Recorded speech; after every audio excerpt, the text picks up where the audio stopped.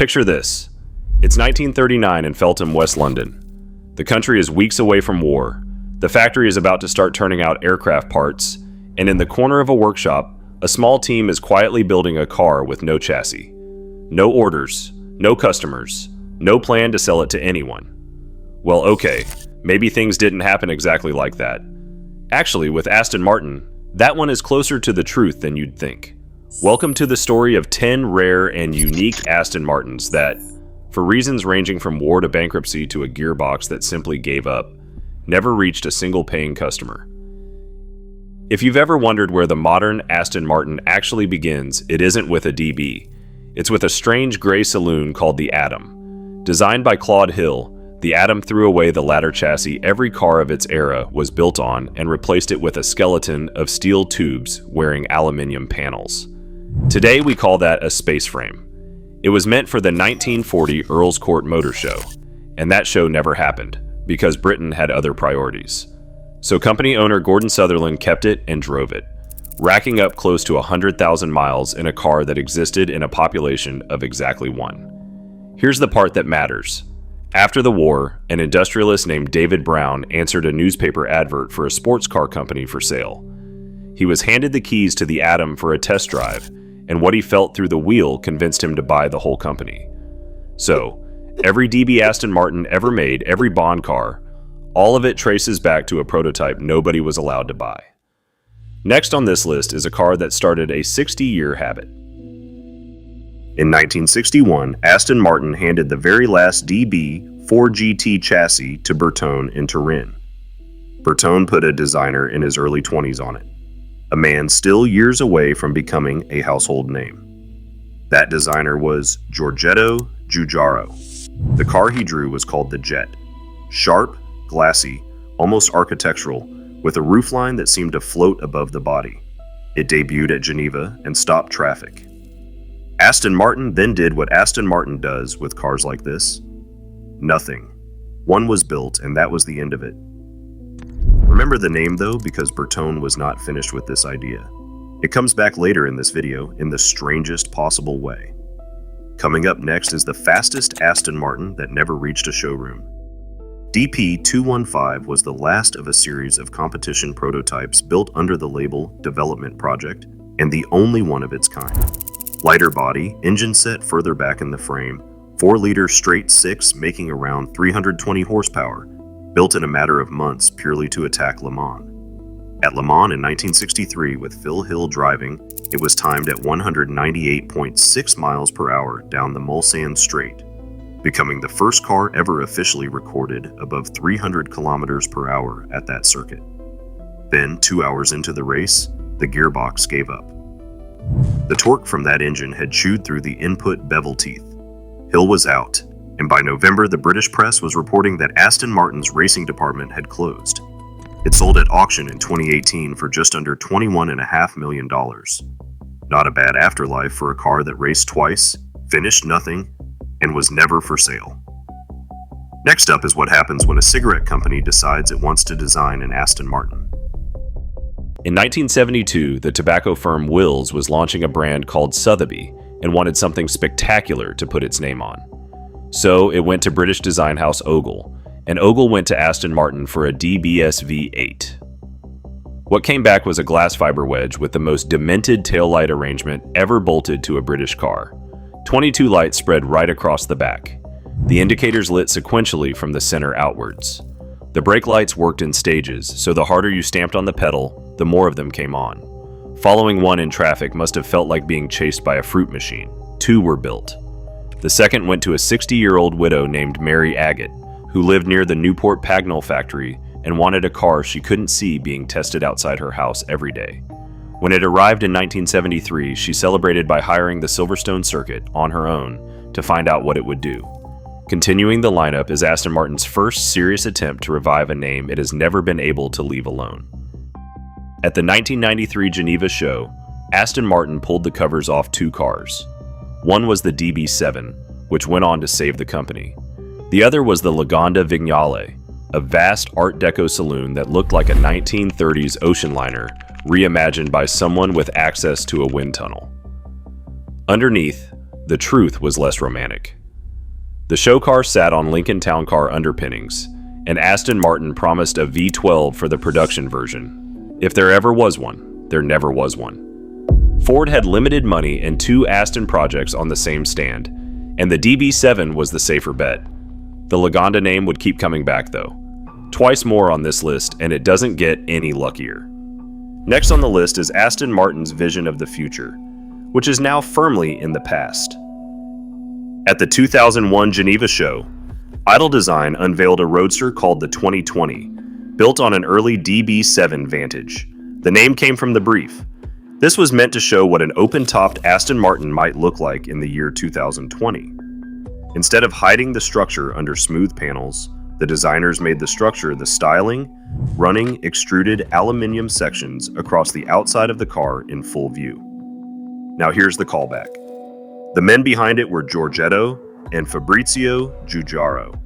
The same designer who shaped that Bertone Jet in 1961 came back 40 years later, built another spectacular Aston Martin, and watched that one stay a single car too. Italdesign still has it. And in a world where the actual 2020 Astons look nothing like this, you can decide for yourself whether that was a tragedy or a lucky escape. Coming up next is the Aston Martin the internet decided to hate before the covers had properly hit the floor. In 2008, the company announced it was reviving Lagonda to mark 100 years since the marque started building cars. Expectations were high. On the opening day of the 2009 Geneva show, Marek Reichman revealed what that revival looked like. An SUV, a tall four-wheel drive crossover with an enormous grille, which Aston Martin called an LUV, standing for Luxury Utility Vehicle. The reaction in the hall was audible confusion. Underneath sat Mercedes GL running gear and an Aston Martin V12, aimed at buyers in Russia, the Middle East, and India. The concept was never even made road legal. It has 0 miles on the odometer. The joke, of course, is that Aston Martin was completely right. 11 years later, it launched the DBX, an SUV that became its best-selling model and kept the lights on. The idea was sound. The car arrived a decade early, wearing the wrong badge and, let's be honest, the wrong face. Continuing the streak is a car Aston Martin built as a 100th birthday present to itself. The CC100 was designed and built in under 6 months at Gaydon, on a V12 Vanquish chassis with a carbon fiber body. There is no roof, there are no doors, just a panel that lifts to help you climb in. There is no windscreen worth the name. The cabin is simply open to the sky and everything the sky feels like doing to you. It broke cover at the Nürburgring 24-hour race in 2013, where Chief Executive Ulrich Bez drove it around the circuit himself, alongside the 1959 DBR1 that inspired its shape. Exactly 2 were built. You could not order one. The styling went on to shape the DB11 3 years later, and everyone else got a photograph. Next up is the one that started life on a napkin and outlived a legendary Italian design house. In 2012, a British collector and rally driver named Barry Weir sketched an idea on the back of a serviette. Take an Aston Martin Rapide, redesign the back of it, and turn the whole thing into a shooting brake. He took it to Bertone. Aston Martin's design team approved, and the body was shaped by hand. He named it Jet 2+2, in direct homage to that 1961 Bertone Jet from earlier in this video, and it stole the 2013 Geneva Motor Show. The response was so strong that Bertone decided to put it into small-scale production. Then Bertone went into receivership. The Jet 2+2 turned out to be the very last car the company ever built in more than a century of coach building, and one car exists. The mold survived though, sold off at an Italian auction and tracked down years later by Weir himself. So, somewhere out there, the tooling for a car that was never made is still sitting in a shed, waiting. Rounding out the list is the most complete car here, and the most painful cancellation in modern Aston Martin history. The Rapide E was going to be Aston Martin's first fully electric production car. Out came the V12, the gearbox, and the fuel tank. In went a battery running through an 800-volt system, at a time when almost nothing outside the Porsche Taycan could match that, with twin rear motors making around 602 horsepower. Production was set for 155 cars at a brand new factory in South Wales that Aston Martin had proudly named its home of electrification. This was not a design study. The production-ready car was revealed at the Shanghai show in 2019, then ran demonstration laps at Formula E in Monaco and again at Goodwood. Orders were being taken, and only a handful of the 155 slots were still available. Then Aston Martin's finances collapsed. In January 2020, it emerged that the Rapide E would not be built at all. It became an internal research project with no intention of producing customer cars. The number 155 was quietly revised to 0. So the most finished, most tested, most nearly delivered Aston Martin on this list ended up as the one nobody will ever own.